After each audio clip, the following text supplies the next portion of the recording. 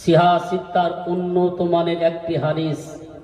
হাদিসটির নাম হলো সুনানে আবু দাউদ, প্রথম খণ্ড, পৃষ্ঠা নাম্বার 279 মধ্যে একটি হাদিস এসেছে।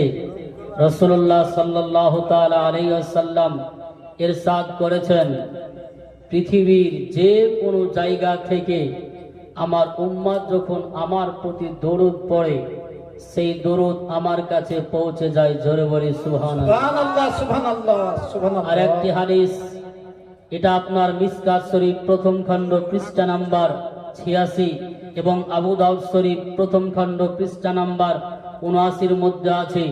নবী আমার বলছেন, মা মিন আহাদিন ইউসাল্লিমু আলাইয়া ইল্লা রাদ্দাল্লাহু আলাইয়া রূহি হাত্তা রুদ্দা আলাইহিস সালাম।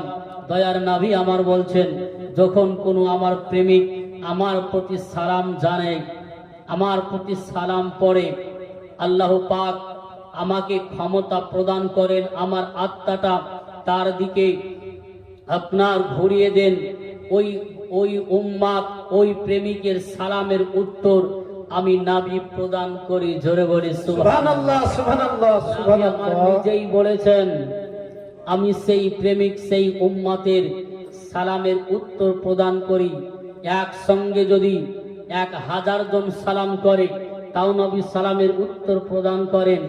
একসঙ্গে যদি 1,00,000 প্রেমিক নবীর প্রতি সালাম পড়েন, নবী আমার 1,00,000 মানুষের সালাম প্রদান করেন। জোরে বলি সুবহানাল্লাহ, সুবহানাল্লাহ। আসুন পড়ি, সালাতু সালাম গো আমার দরুদ সালাম গো আমার কয় নবী মুস্তাফা, তোমরা যদি যাও গো মদিনা, তোমরা যদি যাও গো মদিনা। সালাতু সালাম গো আমার দরুদ সালাম গো আমার কয় নবী মুস্তাফা, দরুদ সালাম গো আমার, সালাতু সালাম গো আমার কয় নবী মুস্তাফা, তোমরা যদি যাও গো মদিনা, তোমরা যদি যাও গো মদিনা। মদিনা শরীফের মাটি চোখে মুখে মাথায় মাখিও, মদিনা শরীফের মাটি চোখে মুখে মাথায় মাখিও। এমন পবিত্র মাটি, এমন পবিত্র মাটি আমার নবীর রোজা, তোমরা যদি যাও গো মদিনা, তোমরা যদি যাও গো মদিনা।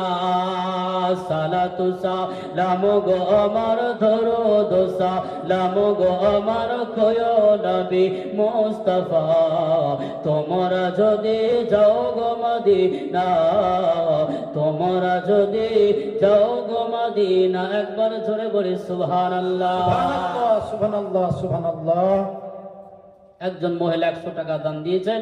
বাচ্চা ছেলে, আল্লাহ তিনার দানকে কবুল করুক এবং সেই বাচ্চাকে সুন্দরভাবে নিজের সুস্থ শরীরে জীবন অতিবাহিত করার তৌফিক দান করুক। সকলে বলুন আল্লাহুম্মা আমিন, আল্লাহুম্মা আমিন। তার সঙ্গে সঙ্গে একটি মশলা শ্রবণ করুন। কবি বলছেন, নবী পাকের রওজায় এমন পবিত্র মাটি, মানুষ সেই মাটিকে নিজের চোখের সুরমা হিসাবে পেলে বড় আনন্দিত হয়। জোরে বলি সুবহানাল্লাহ, সুবহানাল্লাহ। কেন জানেন? কারণ ভারতবর্ষের বিশ্ববিখ্যাত মুহাদ্দিস হযরত আব্দুল হক মুহাদ্দিস দেহলভী রহমাতুল্লাহ আলাইহি জাযবুল কুলুব ইলা দিয়ারিল মাহবুব নামক গ্রন্থের মধ্যে তিনি বর্ণনা করেছেন, রাসূলুল্লাহ সাল্লাল্লাহু তাআলা আলাইহি ওয়াসাল্লাম যেই জায়গায় আরাম করছেন, যেই মাটির সঙ্গে রাসূলুল্লাহ সাল্লাল্লাহু তাআলা আলাইহি ওয়াসাল্লামের শরীর মুবারক লেগে আছে, সেই জায়গাটা কাবার চেয়ে উত্তম। জোরে বলি সুবহানাল্লাহ, সুবহানাল্লাহ, সুবহানাল্লাহ, সুবহানাল্লাহ। কাবার চেয়ে নয়, আব্দুল হক মুহাদ্দিস দেহলভী রহমাতুল্লাহ আলাইহি আরো আগে বেড়ে বলছেন, রাসূলুল্লাহ সাল্লাল্লাহু তাআলা আলাইহি ওয়াসাল্লামের শরীর মুবারক যেই মাটির সঙ্গে লেগে আছে সেই মাটি হলো আরশে আজিমের চেয়ে